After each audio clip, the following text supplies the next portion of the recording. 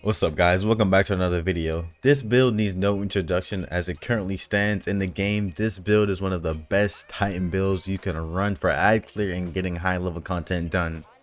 You can practically solo GMs with this build, and the only downfall for this build would be that you have no way, or should I say a limited way, to regen your health when doing activities. So stick around as I will show you guys exactly how to set up your Arc 3.0 subclass. Let's jump straight into it.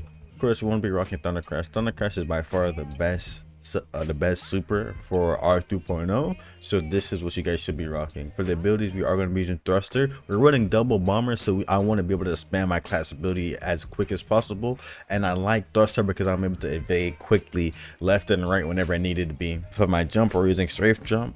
For my melee, we're going to be using shoulder charge. The reason why I like to use shoulder charge over thunderclap is because with shoulder charge, anytime I hit an enemy, they also will become blinded. I find this highly useful when we're in massive mobs of enemies. I can just hit one enemy and then the entire group or mob become blinded. So that's why I choose to pick up shoulder strike instead of thunderclap. For the grenade of choice, we will be using storm grenade. It is one of the highest DPS grenades to use, and this is the grenade we will be using for this build to set it up right. For the aspects, we will be using touch of thunder. Touch of thunder gives our grenades new enhanced functionality, and what that means for the storm grenade is that it's going to spawn a roaming thundercloud that tracks nearby enemies and fires lightning on those enemies.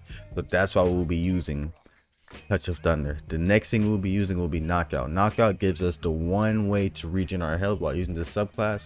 That means that anytime we do get a kill with our shoulder strike, we will start to regen our health. That's pretty much the only way you're going to be able to get healing back with this build, and this is by far the only downfall for this build though.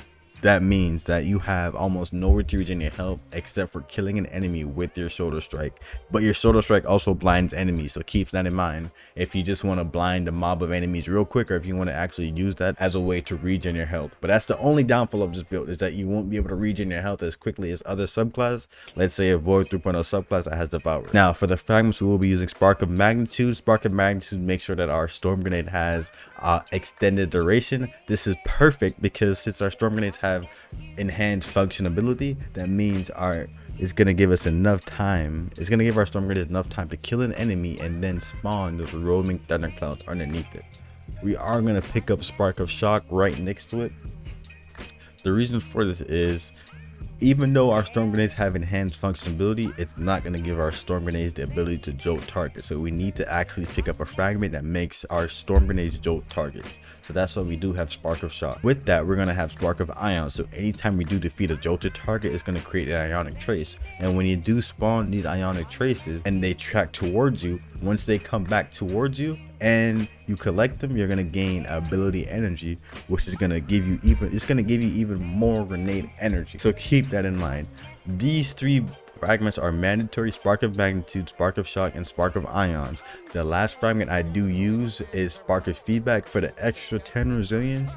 And on top of that, you are close to a lot of enemies in this build at certain times, so gaining that increased melee damage anytime an enemy hits you is very nice. This is how I set up my Arc 3.0 subclass for my Titan, and that's the perfect way to set it up right so you're able to spam your storm grenades consistently. Now, okay, so the exotic of choice will be Heart of Innermost Light. When we're using this exotic, it's going to give us the exotic trait of Overflowing Light. When we use any ability, it's going to empower the other two abilities. So for example, if you use your grenade, it's going to then empower your melee and then your thruster ability. And if you use your thruster ability, it's going to empower your melee and then your grenade energy.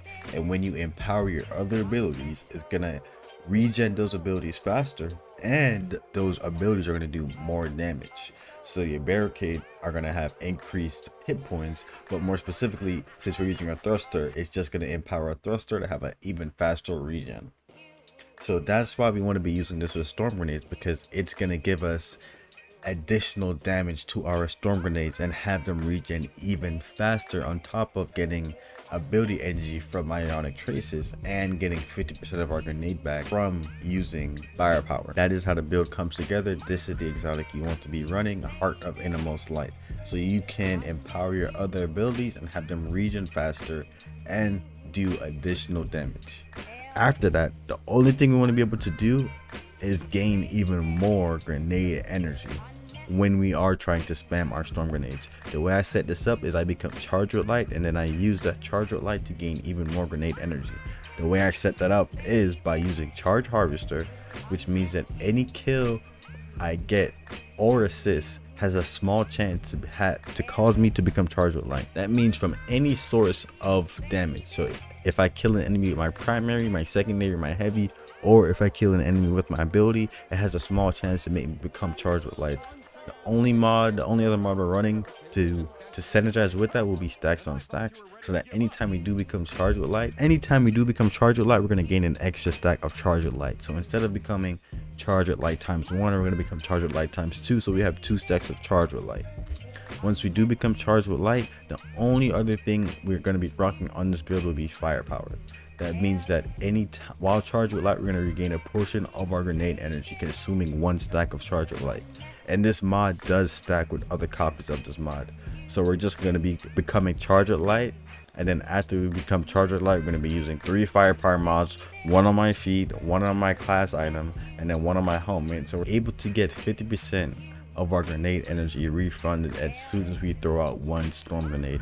And after we do throw out those storm grenades, they're going to have an extended duration. So thanks to Spark of Magnitude, our storm grenades that we have now thrown out will have an increased duration. Thanks to our aspect, Touch of Thunder, our storm grenades will create a roaming thundercloud that tracks the nearby enemies. And since we do have Spark of Shock, our arc grenades and those thunderclouds will now jolt all the enemies it touches. And when it does jolt those targets and defeats those targets, thanks to Spark of Ions, those jolted targets will now give us ionic trace. And since we already just refunded 50% of our grenade energy back, those ionic traces will now track and seek towards us and grant us even more grenade energy once we do pick those ionic traces back up.